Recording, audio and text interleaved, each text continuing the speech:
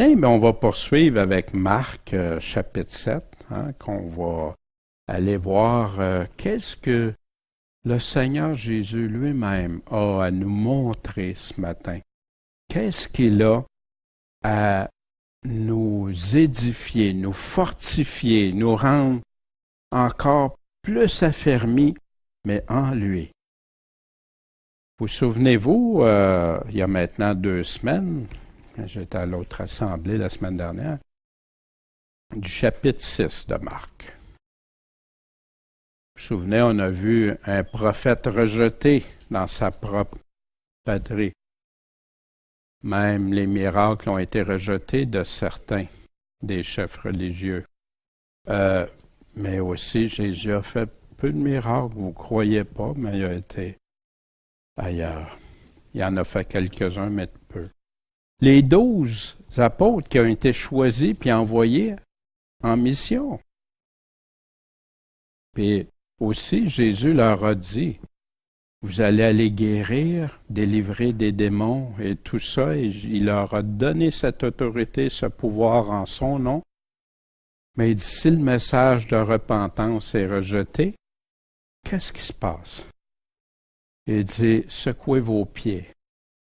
Puis le sort de ceux et celles qui le rejettent vont être encore plus graves, selon Dieu, au jour du jugement, que Sodome et Gomorrhe. Et on sait que la parole de Dieu nous parle de Sodome et Gomorrhe, puis que Dieu a détruit ces endroits-là, pas mais ces endroits-là. Pourquoi? À cause de leur corruption. La Bible nous détaille tout ça, nous dit pourquoi. Fait que ça va être encore pire pour ceux qui le rejettent là, en sachant qui Jésus était en passant. On voit aussi Jean-Baptiste. Vous vous souvenez, on avait vu que Jean-Baptiste dénonçait l'adultère, même à Hérode. Wow! Puis, pourquoi il le faisait, il avertissait? Ben, par amour. Par amour, pour l'amener. Puis Hérode l'écoutait, puis il aimait ça, l'entendre, malgré ce qu'il lui disait. Mais Hérode a fait quoi? Un compromis. Il a pris un engagement devant le monde, puis son engagement devant le monde était rendu plus important que le reste. Jean en a payé le prix de ce compromis-là. Les 5 pains et 2 poissons, il y en a plus de 5000 qui ont été nourris. À partir de peu, Jésus peut multiplier, peut faire que les choses soient d'une ampleur qui dépasse notre entendement. Jésus était très attristé quand il a vu le peuple qui n'avait pas de berger. Il n'y a pas de conducteur pour les amener. La compassion de Jésus a été touchée. Puis vous souvenez-vous, on avait terminé avec le fantôme. Les apôtres sur la mer qui pensaient à un fantôme qui arrivait. Ne craignez pas, c'est moi.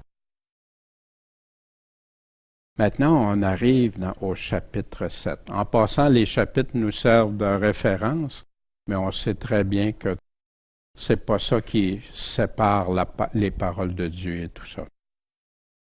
Fait qu'alors, suite à ça, des pharisiens et quelques scribes qui sont venus de Jérusalem. Puis vous vous souvenez, on n'est pas à Jérusalem, on est assez loin de Jérusalem. Ils sont venus de Jérusalem pour aller vers Jésus. Ils voulaient sûrement l'entendre, voir ses miracles et tout. Mais c'est pas tout à fait ça, hein? Et en voyant que quelques-uns de ses disciples, en passant, il ne parle pas de tous, mais il parle de quelques-uns de ses disciples prenaient leur repas avec des mains souillées. C'est-à-dire qu'ils n'avaient pas été lavés, il les blâmait de ça. Parce que les pharisiens et tous les Juifs mangent pas sans se laver les mains jusqu'au coude.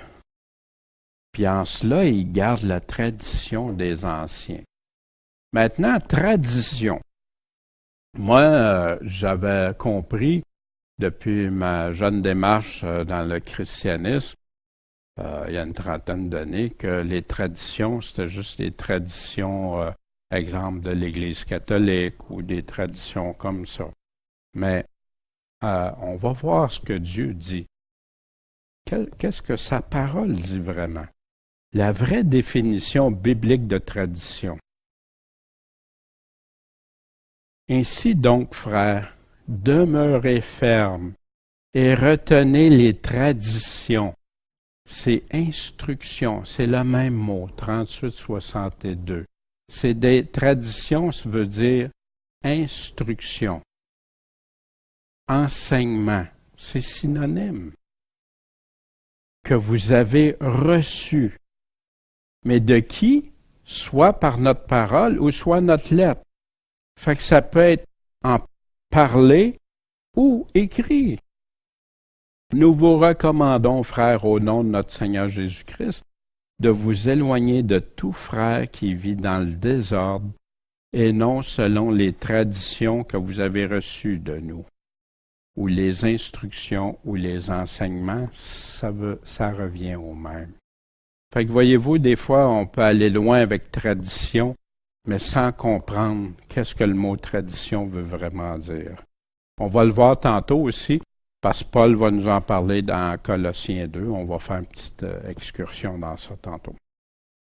Pur et impur. C'était dans le vocabulaire des pharisiens, des Sadducéens, dans tous ceux qui croyaient au Dieu d'Israël. Un de leurs enseignements ou traditions stipulait qu'il fallait se laver les mains avant de manger. Puis il n'y a pas de problème là. On va le voir dans quelques minutes. C'est ça qu'on doit faire. Mais pour les Juifs, ça ne signifie pas ôter la saleté. Ça ne veut pas dire juste enlever la saleté qui se trouve sur les mains. C'est même pas ça. C'est ça que Jésus va leur reprocher. En plus d'autres choses. C'est un rite religieux pour que leurs mains soient rituellement pures. Croyant qu'en prenant des aliments avec des mains impures, ils vont souiller la nourriture. Puis là, cette nourriture-là, ils vont devenir impurs eux-mêmes devant Dieu. Mais oh, ça va loin. C'est que là, c'est plus pour hygiène, c'est plus pour parce que c'est nécessaire. Ils l'appliquent au royaume de Dieu. On va voir ça. Mais le côté de la chair n'a rien à voir avec le fait d'être impur face à Dieu. C'est ça que Jésus va leur expliquer. La vraie façon d'être impur devant Dieu, c'est si notre cœur est souillé par nos pensées, nos désirs, nos actes. C'est ça qui nous rend souillés devant Dieu. Puis quand ils reviennent des places publiques, ils ne mangent pas non plus sans s'être lavés. Puis il y a beaucoup d'autres choses qu'ils ont reçues pour les observer, comme laver les coupes, les pots, les vaisseaux de cuivre d'airain, puis les lits. Mais pourquoi qu'ils faisaient tout ça? Quand les Juifs allaient dans des marchés publics, des endroits qui étaient remplis de monde, puis qu'accidentellement ils touchaient des non-Juifs, dans leur tête, ils devenaient impurs ou contaminés. Souvenez-vous, dans Acte 10, Pierre, la nappe, la vision de la nappe, puis non, je ne peux pas toucher à ce qui est impur, puis, c'est pour le Juif, c'était entré dans depuis qu'il est tout petit. Mais ça venait-tu de Dieu? On va faire la part des choses.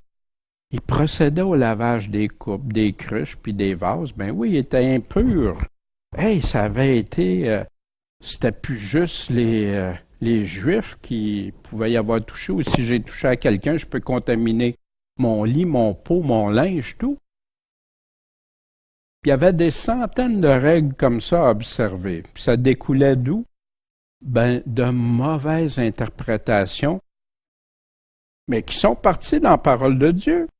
Parce que Dieu donne des règles d'hygiène dans l'Ancien Testament. Dans Lévitique, c'est rempli là. Et il ajoutait puis il retranchait des choses, Puis ça déformait le sens que Dieu avait donné au peuple d'Israël. Ça détourne de la volonté de Dieu, mais ça a l'air spirituel, entre guillemets. Ça a l'air saint, sanctifié. Là-dessus, les pharisiens et les scribes lui demandèrent, d'où ça vient que tes disciples ne suivent pas la tradition ou l'enseignement ou l'instruction des anciens, qui prennent leur repas sans se laver les mains? Là, Jésus répond. Notre Jésus d'amour répond. Il leur répondit, hypocrite. Jésus, as-tu manqué au commandement d'aimer son prochain quand il a dit ça? Non. Il leur disait la vérité. Hypocrite. Puis là, il va plus loin, il leur dit pourquoi. Quelque chose, un endroit que Dieu avait parlé, qu'il leur avait déjà dit tout ça. Ésaïe a bien prophétisé à votre sujet quand il a dit « Ce peuple m'honore des lèvres, mais leur cœur est bien éloigné de moi. » Puis on va voir le cœur. Jésus va revenir sur l'histoire du cœur. Qu'est-ce que disait Ésaïe? Qu'est-ce qui est en train de... Pourquoi Jésus prend ce passage-là? Et le Seigneur dit, dans Ésaïe 29, 13, « Puisque ce peuple s'approche de moi de sa bouche, Seigneur, on te loue, on t'adore, et qu'ils m'honorent de leurs lèvres. » Ben oui, c'est important de glorifier Dieu, rendre gloire à Dieu, d'adorer Dieu. D'adorer Dieu. Mais ici, ils m'honorent de leurs lèvres, mais leur cœur est éloigné de moi. Puis il va dire le pourquoi. Puisque, le pourquoi, la crainte qu'ils ont de moi n'est quoi qu'un commandement enseigné par des hommes. C'est ça la tradition. C'est la tradition que le Seigneur parle, que la parole parle, c'est des enseignements par des hommes. Puis Jésus va plus loin. Mais c'est en vain. Ça veut dire quoi en vain? Aucune validité, aucune valeur qu'ils m'honorent. Ça leur sert à rien, enseignant des doctrines qui sont des commandements d'hommes. Pourquoi? Parce qu'en abandonnant le commandement de Dieu, vous observez la tradition des hommes. Fait que voyez-vous, Jésus, fait que si quelqu'un voudrait contester tradition et enseignement, c'est pas la même affaire, commandement d'homme, ben, Jésus le redit c'est assez clair, lavant les pots, les coupes, puis faisant beaucoup d'autres choses semblables. Ouais, mais t'es-tu hypocrite parce que tu laves tes pots, ta vaisselle, tes choses? On va y revenir. C'est pas si grave pour l'Église d'aujourd'hui, même si c'est juste un commandement enseigné par des hommes. Il y en a qui se permettent d'aller plus loin que le Seigneur dit. Ça ne les dérange pas, puis même les gens vont suivre ça, vont aimer ça. Mais le plus grave, le plus grand reproche de Jésus, puis qui le dit même hypocrite à cause de ça, c'est parce qu'ils parlent d'eux-mêmes. Ils ajoutent ou ils retranchent. Puis on va voir un ajout puis des retranchements. Puis, de quelle source provient ta foi? La foi doit venir de la parole de Dieu. C'est ça que la Bible nous dit. Seulement de la parole de Dieu. Qui écoutes-tu vraiment? Jésus est en train de confronter. Qui est-ce que vous écoutez vraiment? Les paroles de Dieu ou les ajouts par les hommes? Puis qui peut oser dire que la doctrine de Jésus n'est pas si importante, puis quand même prétendent parler en son nom. Ah, l'unité, l'amour est beaucoup plus importante que la doctrine. Jésus n'a jamais dit ça. C'est le contraire. Jésus a dit, allez enseignez-leur toute ma doctrine, tout ce que je vous ai appris, tous mes enseignements. Jésus nous dit aussi, gardez-vous des faux prophètes. Ils viennent à vous en vêtements de brebis, mais au-dedans, c'est des loups ravisseurs. Voyez, je ne sais pas si vous pouvez voir l'image, là. Hein? Les loups ravissants. C'est ce que Paul parlait aussi dans Actes. Vous vous souvenez quand on a fait le livre des Actes? Dans Actes 20-29. Parce que je sais qu'après mon départ, il va s'introduire parmi vous autres, des loups ravissants. Ils épargneront pas le troupeau. Ah, mais c'est pas grave, il dit juste, non. Il s'élèvera parmi vous des hommes qui annonceront des doctrines pernicieuses. Wow! Afin d'attirer les disciples après eux. Pas à Christ, après eux. Donc, veillez. Puis Paul conclut de les amener à la grâce, il est confie dans la grâce de Dieu et la parole de Dieu, à la parole de sa grâce. Wow! La parole de Dieu qui répond à ça. Verset 9. Jésus n'a pas fini. Il leur dit aussi, vous annulez fort bien le commandement de Dieu pour garder votre tradition. Vous annulez ce que Dieu dit au détriment de votre enseignement. Puis là, il leur donne une précision. Parce que Moïse a dit, honore ton père et ta mère, et que celui qui maudira son père ou sa mère soit puni de mort. C'est ça que Dieu a dit au travers de Moïse. Ça, c'est la parole de Dieu, c'est le commandement de Dieu. Comment il annule ça? Mais vous ajoutez. Vous le dites. Vous dites la même chose. Ben oui, honore ton père, ta mère, que celui qui va maudire son père, sa mère, va être puni de mort. Ben oui, on l'enseigne, Jésus, on l'a dit. Mais vous ajoutez par-dessus ça, à moins qu'il n'ait dit à son père ou sa mère, ben tout ce dont je pourrais t'assister est Corban. Puis là, dans Marc, c'est intéressant parce qu'il nous précise la signification des mots. On n'est même pas obligé d'aller voir ailleurs. C'est-à-dire, c'est quoi Corban? Un don consacré à Dieu. Et qu'est-ce que ça fait, cet ajout, ce petit ajout anodin, cette petite phrase-là? Et vous ne lui permettez plus de rien faire pour son père et sa mère. Ben non! Ton argent, là, c'est à Dieu! Regarde, c'est à Dieu, il faut que tu fasses un don à Dieu, des dîmes, des ci, des ça. C'est tout à Dieu. Laisse faire ta mère, ton père. Ouais, mais là, c'est pas grave, ça. Voyez-vous? Wow! Mais juste un petit ajout.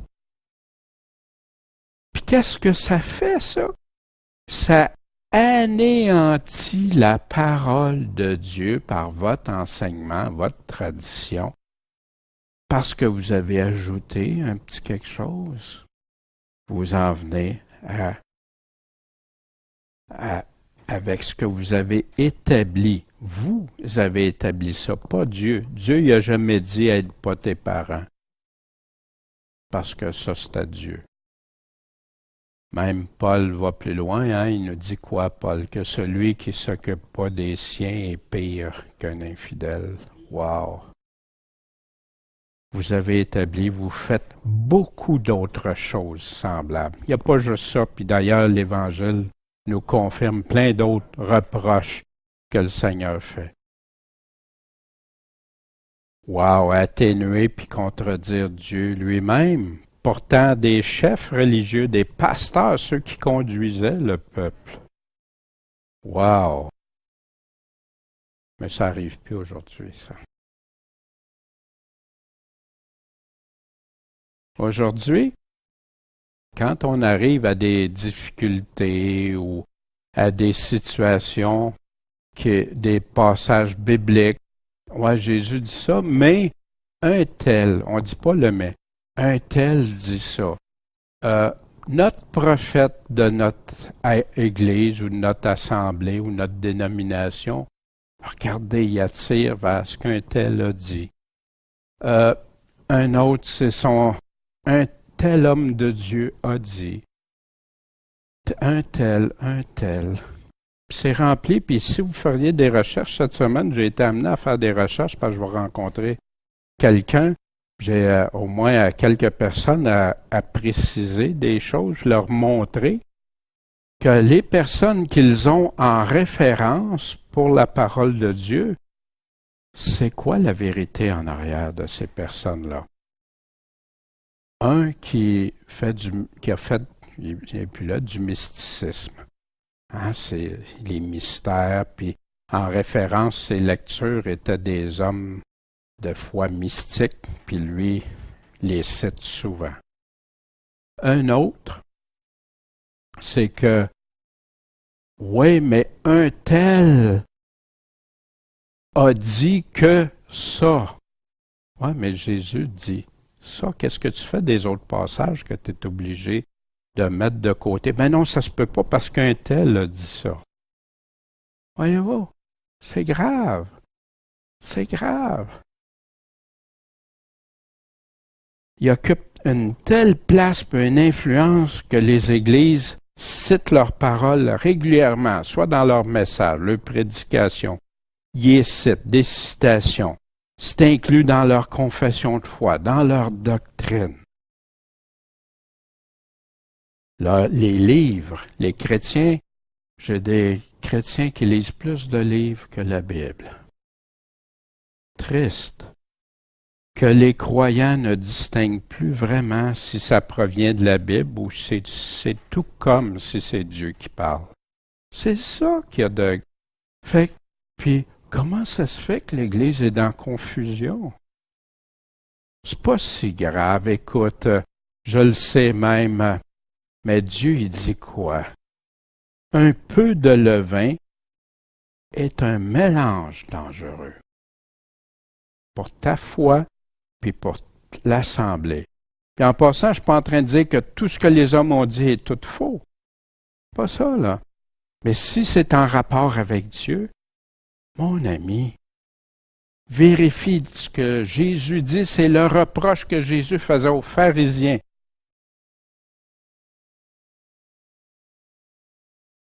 Mais dans tout ça, là, aujourd'hui, où ils sont rendus les assemblées, mais Dieu, as-tu encore le droit de parler? Ben oui, c'est la Bible qui... OK, allons voir ce que Dieu dit. Dieu peut-il parler puis avoir raison encore? Dans Jérémie 17,5. Ainsi parle un homme. Non, parle l'Éternel. Maudit soit l'homme qui se confie dans l'homme. Qu'est-ce que ça veut dire? Malheur, maudit, qui prend la chair pour son appui. Moi, c'est cet homme-là, là, il a fait tellement. Mais c'est pas ça que Dieu dit. Oui, on a des beaux exemples. Oui, on a des personnes. Mais entre ce que la personne dit et ce que Dieu dit, c'est Dieu. Dieu toujours en premier. Puis les églises ne seraient pas dans cet état-là s'ils auraient toujours regardé juste ce que Dieu dit au lieu de s'appuyer sur l'homme. Et qui détourne son cœur de l'Éternel. C'est ce qu'il reprochait aux pharisiens. vous ajoutez des paroles qui ne sont pas de moi, ou vous retranchez, ou vous annulez même ce que Dieu dit. Béni soit l'homme qui se confie. En qui? Dans mon auteur préféré, dans tel homme de Dieu. Non, dans l'Éternel, et dont l'Éternel est l'espérance. Tu vas fonder ton espérance sur ce que des hommes de Dieu ont dit, ou tu vas fonder ton espérance sur Dieu? Puis, quelque chose qui, des fois, se véhicule, comme chrétien, on doit tellement... faut pas soupçonner le mal. Premièrement, c'est pas ça que quand tu vas voir dans les textes qui dit, de pas faire le mal, de pas tomber dans le mal. Mais l'homme simple croit tout ce qu'on dit. C'est pour ça que Jésus répète si souvent d'être prenez garde, soyez sur vos gardes, que personne ne vous séduise, puis que les apôtres ont continué.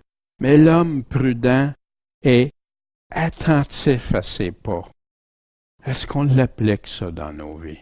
Est-ce qu'on est attentif à ce que Dieu nous dit, à nos pas, qui soient basés pas sur n'importe quoi qu'on m'a déjà dit ou qu'on me dit? Verset 14, Jésus poursuit. Puis là, Jésus, Paul, les apôtres, on remarque ça dans les écrits. Ils vont dénoncer une situation. Ils vont dénoncer le mal, dénoncer le mensonge. Ils vont dénoncer ce qui n'est pas correct.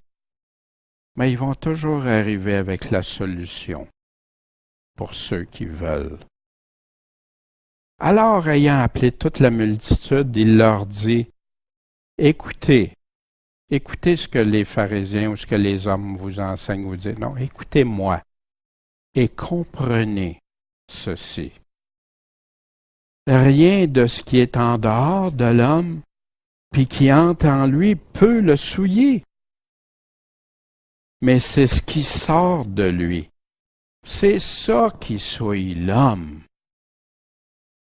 Fait que là, attends une minute, je peux manger quelque chose plein de microbes, mais c'est pas de ça qu'il parle. C'est pas de ça.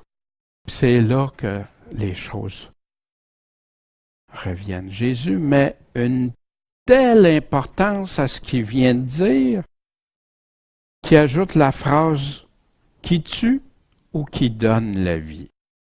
Il y en a qui aiment ça parler de la lettre qui tue, en passant que à toutes les fois qu'il parle de ça, c'est la loi de l'Ancien Testament et non pas la Nouvelle Alliance au Nouveau Testament.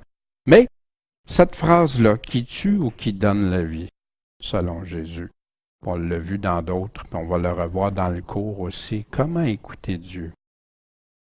Si quelqu'un a des oreilles pour entendre, qu'il entende. Jésus met la condition. Si tu veux vraiment entendre. Les apôtres sont arrivés avec des réactions de scribes, parce que dans Matthieu 15, il nous parle du même récit. Puis ses disciples sont approchés de Jésus, puis ont dit, « T'as pas remarqué que les pharisiens ont été scandalisés quand ils ont entendu ce discours, que c'est pas ce qui entre, mais c'est ce qui sort, qu'il faut plus comme se laver les mains, t'es aurais broué pour ça. » Ils ont été scandalisés par les paroles mêmes de Jésus. Puis les paroles de Jésus sont parfois trop dures ou font pas l'affaire aujourd'hui, dans ce monde moderne. Pourtant, Jésus ne leur a apporté que la vérité et les a mis en garde de qu'est-ce qu'il est en train de faire et des conséquences, puis que celui qui a des oreilles entende. S'il ne voulait pas l'entendre, t'as un choix. Mais aujourd'hui, c'est bien plus confortable. C'est quand même rassurant de se laisser guider, Je ne sais pas si vous voyez bien l'image. Voyez-vous, oui, le Seigneur place des hommes pour nous conduire, pour nous guider. Mais ils doivent guider seulement à partir des paroles de Christ. Si ça ajoute, si ça enlève, si ça modifie, non. un homme de Dieu va être là pour mettre l'accent sur ce que Jésus dit, et non pas ses opinions, puis ces choses-là. Puis comment on peut en être pleinement assuré? Dans Colossiens, Paul parle, prenez garde que personne, même cet homme de Dieu-là, même un tel, même l'autre, que personne. Ça m'inclut, je m'inclus dans ça. Vous savez, quand je prie au Seigneur, des fois je vois des assemblées qui sont aux prises avec du mensonge, de l'erreur, des choses. Puis je prie pour eux autres. Mais je prie pour moi aussi, Seigneur, si je suis de ceux-là, montre-moi-le, ou empêche-moi, ou moi aussi tu peux me retrancher, Seigneur, c'est toi qui es le maître, c'est toi qui es Dieu. Puis je voudrais jamais arriver devant mon Dieu, puis avoir conduit des gens dans une fosse au lieu de les conduire à Christ. Puis qu'est-ce que Dieu a dit? Mais ça, c'est un choix. C'est sérieux quand on parle des choses de Dieu. Prenez garde que personne ne fasse de vous sa proie. Hein? Et oui, vous m'appartenez, là. Wow, hey, ouais, ils sont à moi, là, par la philosophie. Puis pourtant, vous entendez des personnes, des hommes de Dieu qui utilisent ça de la philosophie, puis c'est correct. Puis les croyants n'y voient que du feu.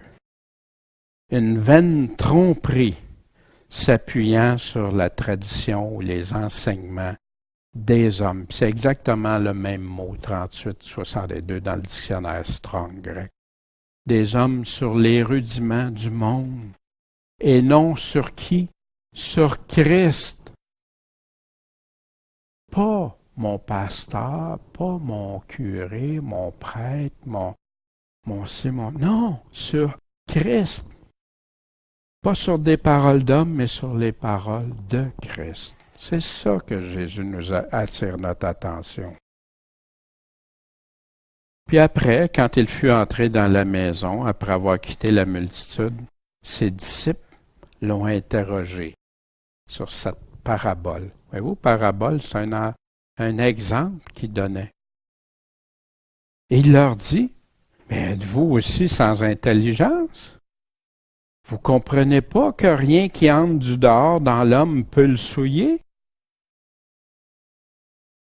Parce que cela ne lui entre pas dans le cœur. C'est là.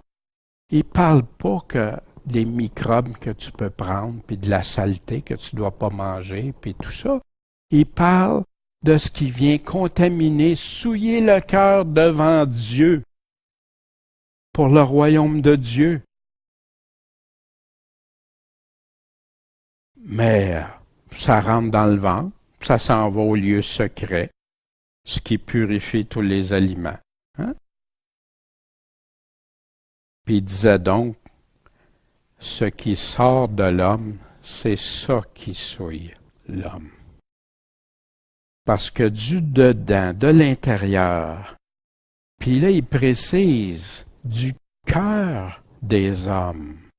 C'est de là que ça sort l'impureté face à Dieu. Les mauvaises pensées, les adultères, les fornications, les meurtres, les larcins, des vols, la cupidité, être séduit par les convoitises, les méchancetés, la fraude, l'impudicité, l'œil envieux. Ah, comment ça, lui, moi, j'ai... La médisance, la fierté, puis la folie. En passant, c'est intéressant, hein, il nomme la médisance. Jésus, as-tu fait de la médisance quand il a reproché aux pharisiens? Non, c'est pas de la médisance, c'est la vérité qu'il leur a dit. Dans Matthieu 15, qui parle exactement de la même événement, on a un petit ajout que Matthieu avait indiqué, qu'on ne retrouve pas dans Marc. C'est pour ça que c'est intéressant d'aller faire le tour dans Parole.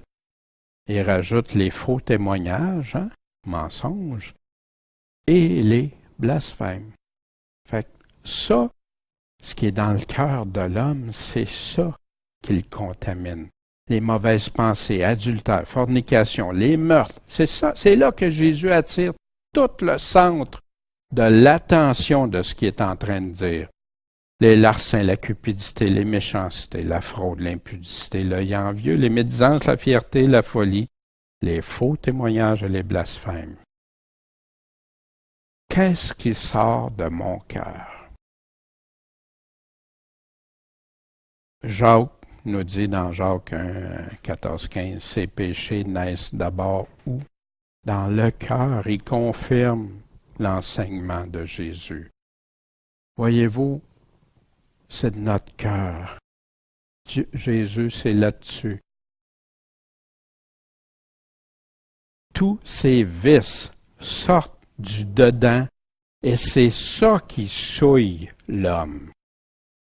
Jésus rétablit la vérité puis précise les choses qui concernent le royaume de Dieu puis qui dénonce ceux qui déforment ce que Dieu a vraiment dit. Il attire l'attention ailleurs sur des rituels, puis les met égal. Ça, là, c'est bien grave. Mais je peux avoir des mauvaises pensées dans mon cœur, mais parce que je me suis lavé les mains, parce que j'ai lavé les coupes, parce que j'ai fait ça, je suis pur devant Dieu. Aujourd'hui, il y a des enseignements de dénomination qui amènent à des rituels, à des choses, mange pas ci, mange pas ça, fais pas ci, fais pas ça. Puis, mais c'est pas ça. Ça déforme, ça met un écran de fumée sur ce que Dieu dit vraiment. C'est ça. Ils font exactement la même chose. Mais Jésus a-tu aboli les règles d'hygiène quand il parle comme ça? Ça, c'est l'autre pendant. Wow, ça veut-tu dire que j'ai plus besoin de me laver les mains puis le corps? C'est ça que Jésus est en train de dire? De laver la vaisselle, ben, plus besoin de laver la vaisselle. Regarde, Jésus, il dit que c'est pas important. Ouais, plus besoin de changer ou de laver mon lit. Hey! Mais loin de là, puis il n'y a aucune contradiction. Elle continue de s'appliquer dans le monde de la santé, de l'hygiène puis de la bienséance. Puis quand ça s'est pas appliqué, vous voyez les conséquences de ça. Il y a des pays, des peuples qui ont disparu parce qu'ils n'ont pas appliqué les règles d'hygiène et de santé. Ça a créé des maladies, de la peste et toutes sortes de choses. Il y a des conséquences graves. Puis pour aujourd'hui, souvenez-vous de la grippe aviaire? Hein?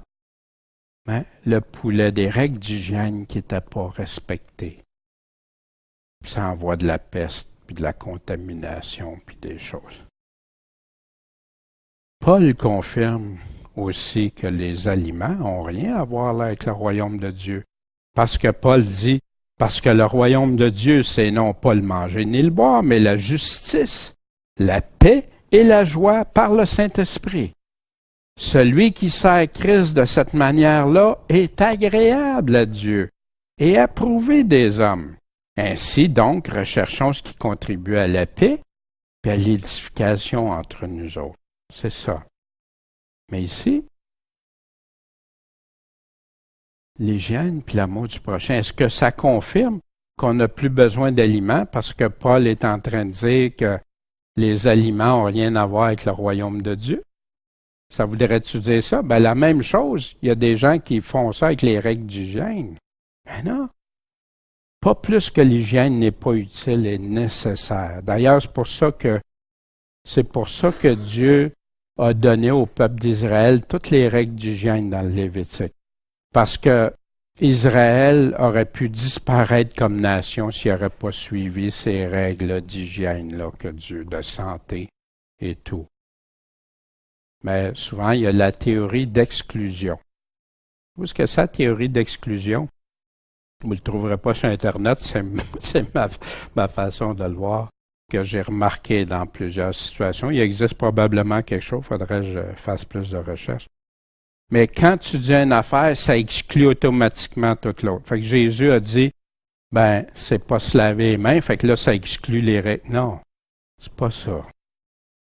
Ça, c'est le bébé jeté avec l'eau sale du bain. Hein? Parce qu'il a dit ça, ben là, je jette toute la... Non. Et si j'offense mon frère, ma sœur par mon manque d'hygiène, c'est ça qui arrive dans des circonstances, dans des choses. Ça revient au royaume de Dieu, par contre. Si parfois je suis confus, mêlé quand je lis la parole de Dieu, qu'est-ce qu'ils ont fait les disciples pour réussir à sortir de leur confusion, qui ne comprenaient pas, puis leur propre opinion? Seigneur, explique-nous. Seigneur, dis-nous. Donne-nous à comprendre. C'est ça qu'ils ont fait. Ils ont ouvert leurs oreilles pour entendre.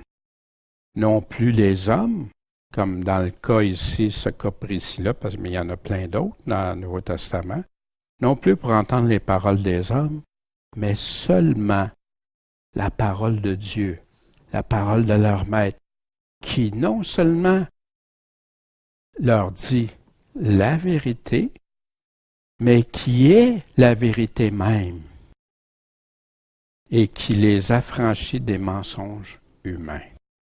C'est pour ça qu'on peut se fier à 100% sur les enseignements des apôtres. Verset 24. Après tout ça, étant parti de là, il s'est en allé aux frontières de Tyr et Sidon. Puis étant entré dans une maison, il ne voulait pas que personne le sache. Mais c'est impossible. Il n'a pas pu rester caché. Voyez-vous? Pourquoi? Parce qu'une femme dont la fille était possédée d'un esprit immonde, ayant entendu parler de lui, est venue s'est jetée à ses pieds. Seigneur! Cette femme, par contre, elle n'était pas juive. J'imagine ceux qui l'accompagnaient, ceux qui ont vu ça, hey, un scandale, un juif ne doit pas parler à un non-juif dans leur optique. Cette femme était grecque et syro-phénicienne de nation. Et elle le pria de chasser le démon en dehors de sa fille. Sa fille était possédée, avait des réactions. Puis on voit ça dans Marc, c'est rempli. Ça met beaucoup l'accent sur Jésus qui vient délivrer de souvent ce que des gens vont appeler des maladies, mais qui étaient des cas de possession quand tu regardes certaines des choses. Je ne mets pas tout dans ça, mais il y a des choses très importantes à regarder. Et Jésus lui dit, Jésus, il a guéri pas? Qu'est-ce que c'est ça? Qu'est-ce qui se passe? Laisse premièrement rassasier les enfants, parce que c'est pas juste de prendre le pain des enfants puis de le jeter aux petits chiens. Wow! Wow, wow, wow! Quelle parole dure d'un Jésus compatissant. Trouvez pas? Pourquoi qu'il dit ça?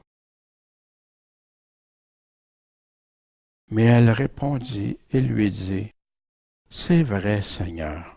Elle s'est-tu obstinée avec le Seigneur? Elle dit non, elle a accepté les paroles du Seigneur, que ça lui a semblé dur ou non. Cependant,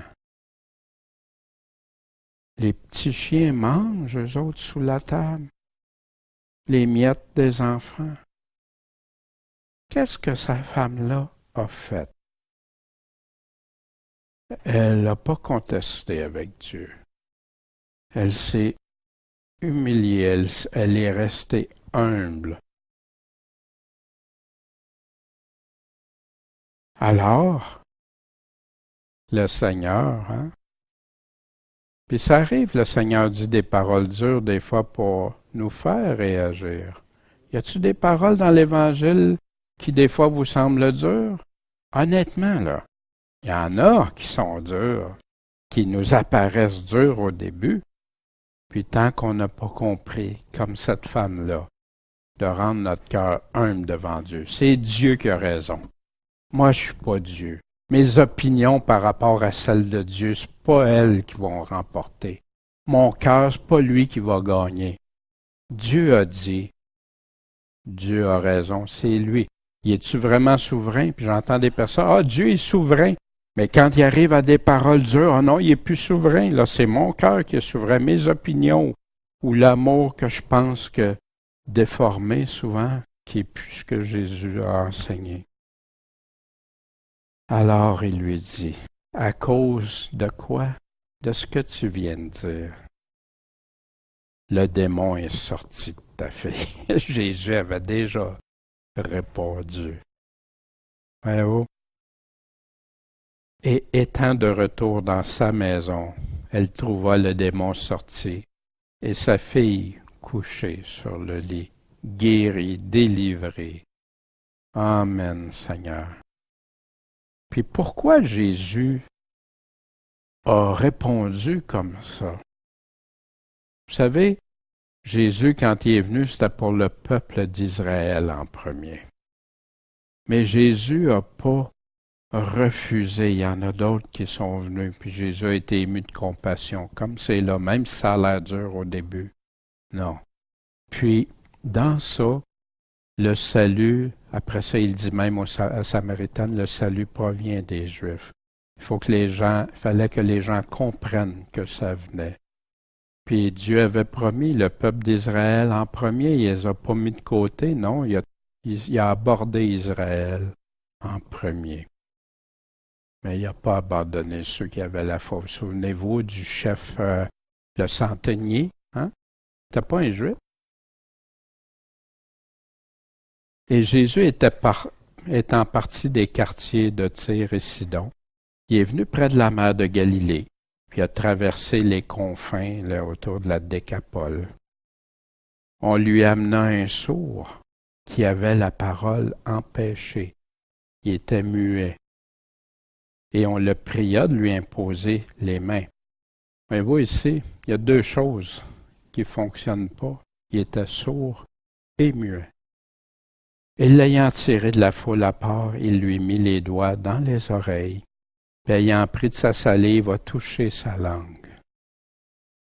Hein, il n'y a pas, comment ça qu'il n'a pas imposé les mains ou tout ça? Non, il y a différent. Jésus a choisi ça.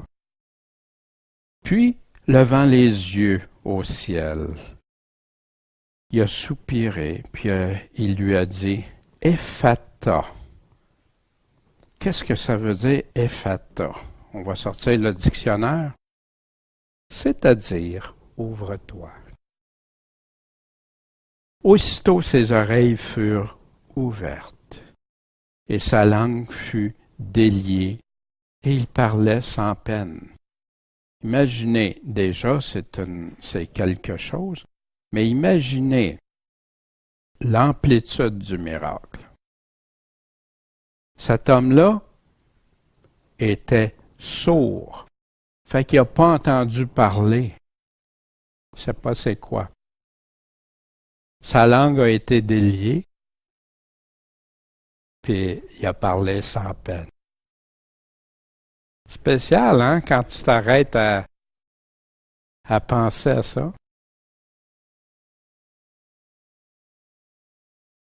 En tout cas, de ce que je vois du texte, j'ai rien qui me dit que il était sourd et muet. Puis une chose que j'aimerais aller voir, c'est dans les autres passages qui en parlent. C'est dit que depuis sa naissance et tout. Verset 36. Et Jésus leur défendit de le dire à qui ce fut. Mais plus il défendait, plus il publiait. Avez-vous déjà essayé, quand Jésus vous a rempli d'une bénédiction, d'une délivrance, puis tout ça, de vous taire? Ou qui a libéré votre enfant? Ou qui a fait quelque chose? Puis frappé d'étonnement, il disait, « Tout ce qu'il fait est admirable. » Wow! Il fait entendre les sourds et parler les muets. En passant, ils n'ont pas vu la résurrection. Hein? Encore plus grand. La Sainte Bible, hein? Cette Sainte Bible-là. Ben, allons voir, comme habituellement, les arguments et les réflexions des pasteurs et professeurs de Genève. Dans ce cas ici, c'est Osterwald des années 1777. Qu'est-ce qu'il nous disait, Osterwald? Nous devons apprendre ici que c'est une hypocrisie de pratiquer scrupuleusement des coutumes, des enseignements établis par les hommes et violer les lois divines et les devoirs que Dieu a le plus expressément prescrits. Et que le vrai service de Dieu consiste à quoi? À garder ses commandements, à garder son cœur plus que toute autre chose, selon ce que Dieu a établi, mais qu'il a en abomination le culte des hypocrites, qui prétendent l'honorer de la bouche ou par des pratiques extérieures, pendant que leur cœur est souillé et éloigné de lui. Ce discours de Jésus nous enseigne que Dieu, que les serments et les vœux par lesquels on s'engage à faire les choses contraires à la voix de Dieu, à la loi de Dieu ou la voix de Dieu, ne lient pas la conscience, puis que ce serait péché de les accomplir quand même.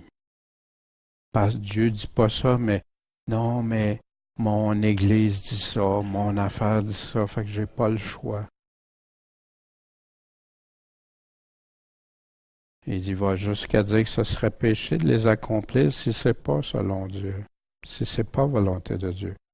Que ce qui nous souille devant Dieu, c'est promptement ce qui vient du cœur, les mauvaises pensées, les désirs impurs et injustes, la haine du prochain, l'envie, l'orgueil, la fierté, hein, l'orgueil, les autres passions de cette nature. Que ces mauvaises pensées sont de vrais péchés. Puis ici, j'aime bien qu'ils disent c'est les vrais péchés. Parce que savez-vous, je parlais avec un frère il n'y a pas longtemps, puis que là, il me disait que tout, comme si tout est péché. C'est faux. C'est ce qu'on a inculqué dans le cœur des gens, que tout était péché. Non, on est tous pécheurs. On a tous péché. Mais c'est pas vrai que tout est péché. Si j'ajoute au péché que la Bible nous décrit, nous déclare, je suis en train d'ajouter aux paroles de Jésus. Puis c'est ce qui fait que des gens se sentent si coincés. Non, si tu as vraiment péché, oui, repens-toi, confesse-le, abandonne-le. Mais si c'est pas dans les choses que Dieu dit, libère-toi de ces mensonges-là. Libère-toi. Viens être affranchi par le Seigneur, ce que lui dit. Et c'est là la source de toutes les mauvaises actions que les hommes commettent. Et en passant, il y en a qui pourraient dire, « Ouais, tu te prends pour qui pour parler comme ça? » Ben, je prends simplement les paroles de Jésus. Simplement ce qu'il nous dit, sans enlever, puis sans ajouter. Puis si j'ai péché selon ses critères à lui, pas selon les opinions des hommes. Quand Jésus-Christ donnait ses instructions, il disait au peuple, « Écoutez tous ceci et comprenez-le bien. » Cet avertissement marque l'importance de cette doctrine. Quand Jésus nous dit, c'est que celui qui a des oreilles entende. Écoutons. Et nous oblige à éviter sur toute chose ce qui souille l'âme et à tâcher d'acquérir la véritable pureté qui est celle du cœur. Tu veux être pur devant Dieu, c'est ton cœur. Règle ça avec Dieu.